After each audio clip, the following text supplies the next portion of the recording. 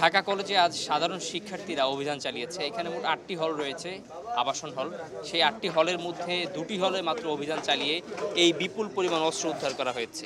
শুধু এই ধরনের লাঠি এবং স্টিলের পাইপ বা এই জাতীয় বিষয়ই নয়, এছাড়া রামদা এবং কয়েক ধরনের বিদেশি অস্ত্র উদ্ধার করা হয়েছে। এর মধ্যে সবচাইতে যেটা যেটা আলোচিত এখানকার সবাই যে কথাটা বলছেন যে এই পুলিশের যেই ব্যবহৃত হেলমেট, সেই হেলমেট কিন্তু ছাত্রলীগের বিভিন্ন কক্ষ থেকে তারা এখন পর্যন্ত একটি উদ্ধার করেছে।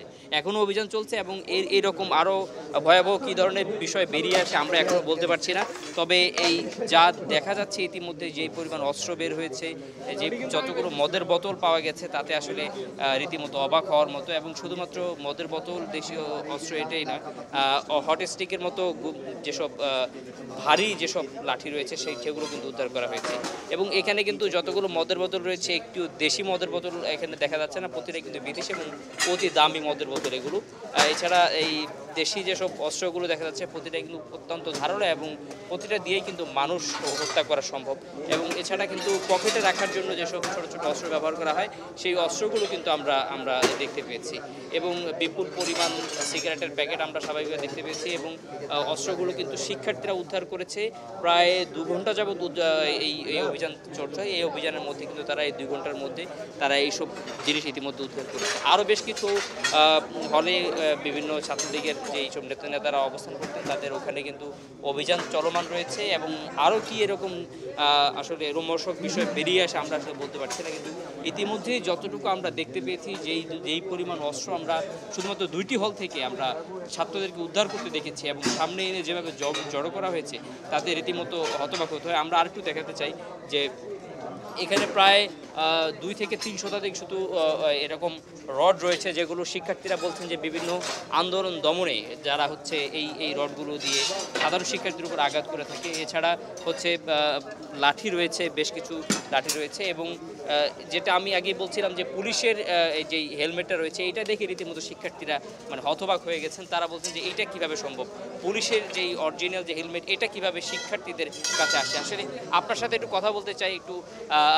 আসলে এই যে পুলিশের হেলমেট দেখলেন এবং এত পরিমাণ অস্ত্র দেখলেন, শিক্ষার্থী হিসেবে এটা খুবই জঘন্য এবং এটা আমরা খুবই মর্মাহত হয়েছি যে পুলিশের হেলমেট কীভাবে হলে আসে।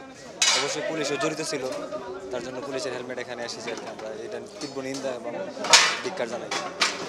কি কারণে এইসব অস্ত্রগুলো ব্যবহার করা হয়ে থাকতে পারে, মানে এখন পর্যন্ত আপনাকে? এখন পর্যন্ত আমরা যেটা বুঝতে পারছি যে আমাদের যে ছাত্র আন্দোলন বা আরও যে বিভিন্ন রাজনৈতিক কুন্দলের কারণে এইগুলা এনে রাখতো, যেন তারা সাধারণ শিক্ষার্থীদের বা তাদের রাজনৈতিক যে বিরোধী দলগুলো ছিল তাদেরকে প্রতিহত করার জন্য এগুলো ব্যবহার করা হতো। এখন পর্যন্ত আমরা যতটুকু জানি শুধুমাত্র 2টা হলেই এই ধরনের অভিযান চালানো হয়েছে। আরও তো অভিযান চলছে। আরও কি পরিমাণ অস্ত্র বের হতে পারে আপনার আশঙ্কা? আমাদের আশঙ্কা আরও পাওয়া যেতে পারে। তো আমাদের যে বর্তমান হলগুলোতে ভালো করে তদন্ত করলে হয়তো বা আরও অনেক কিছু পেতে পারে, আমরা আশা করি। অনেকে বলছেন যে আগ্নেয়াস্ত্র ছিল, পিস্তল ছিল, সেগুলো সরিয়ে ফেলা হয়েছে, এটা কতটুকু? এটা হয়তো বা সম্ভব, ওরা জানতে পারে যে আমরা তদন্ত করব, ওই কারণে ওরা আগে ওইগুলো সরিয়ে ফেলছে। ওরা আরও যন্ত্রপাতি যেগুলো ছিল ওরা আপনার সঙ্গে একটু কথা। আমরা জানতে পেরেছি যে ওরা গতকাল রাতে এসে বা তারা এসে সব কিছু সরিয়ে ফেলেছে, কারণ প্রত্যেকটা রুমের তালা প্রায় অনেকগুলো রুমের তালা আমরা খোলা দেখেছি এবং রুমগুলো সব অগোছালো দেখেছি। তো আমরা এর থেকে ধারণা করতে পারি যে তারা বিভিন্নভাবে বা কারোর সাথে আমাদের টিচাররা কি যোগ ছিল কিনা তার সাথে, সেটাও আমাদের দেখতে হবে। তো প্রত্যেকটা রুম যেহেতু এলোমেলো, আমরা তেমন কিছু আগ্নেয়াস্ত্র থাকার কথা প্রত্যেকটা হলে, কারণ আমরা জানি তারা এগুলো ব্যবহার করতো বিভিন্ন আন্দোলন সংগ্রামে ছাত্রদেরকে দমন করার জন্য বা বিরোধী দলকে দমন করার জন্য। তো আমরা জোর গলায় বলতে পারি যে তারা এর আগে এসে সব কিছু সরিয়ে নিয়ে গিয়েছে এবং প্রত্যেকটা রুম অগোছালো ছিল। আমরা এসে প্রত্যেকটা রুম অগোছালো দেখেছি এবং বেশিরভাগ রুমের তালা খোলা দেখেছি। এমনিতে এগুলোকে অনেকে ছাত্রলীগের কলম বলছে, এই বিষয়ে আপনি? এগুলো আপনারা যেটা এটা আসলেই ছাত্রলীগের কলম। আমরা সবসময় দেখেছি যে ছাত্রলীগ যখনই মাঠে যেত হেলমেট, লাঠি, রড ছোটা নিয়ে যেত এবং ছাত্রলীগের মধ্যে কোনো ভালো স্টুডেন্ট কখনোই দেখিনি আমরা যে সিজিপিএ 3 পয়েন্টের উপরে খুব কম ছেলে পেয়েছে যারা হলে থেকে ছাত্রলীগ করতো। তারা পড়াশোনা না করে তাদেরকে দিয়ে তারা বিভিন্ন জায়গায় মারামারি করাতো। গ্রাম থেকে এসে ছেলেরা যারা অসহায় ছিল তারাই তো হলে উঠতো এবং তাদেরকে দিয়ে তারা চাঁদাবাজি করাতো, তাদেরকে দিয়ে তারা বিভিন্ন জায়গায় মারামারি করাতো এবং তারা কেন্দ্র থেকে সাদ্দাম থেকে কিছু টাকা পেত, সঞ্জিত থেকে কিছু টাকা পেয়ে নিজেরা চলতো আর তারা চেষ্টামি করে চলতো। কমিটিও ছিল না, তাদের লজ্জা শরম বলতে কিচ্ছু নাই। তারা কোথাও দাম পায় না, কেন্দ্রেতে গেলেও দাম পায় না, ঢাবির কাছে গেলেও দাম পায় না, এবং কলেজে তো আশেপাশে যারা ব্যবসায়ী আছে তারাও তাদেরকে পিটায় রাস্তাঘাটে পাইলে। তো এসব এগুলো ছাত্রলীগের কলম, যেটা বলছেন সেটা সঠিক।